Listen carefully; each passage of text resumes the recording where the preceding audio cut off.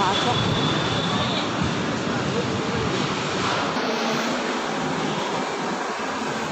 Kares! Ano kayo pumasok dito? Hindi. Yes, no? Tatlong kaya siya.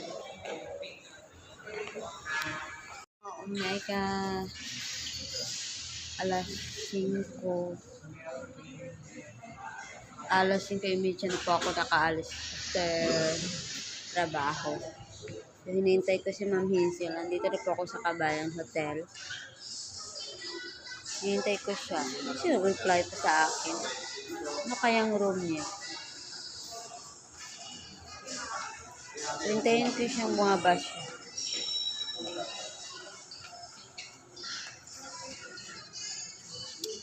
Hindi ako magtanong dyan. 512. Where are you, Ma'am Hazel? Malapit lang pala, pagbaba mo lang sa Taft Avenue Station. Yun na, makikita mo na ang Kabayan Hotel.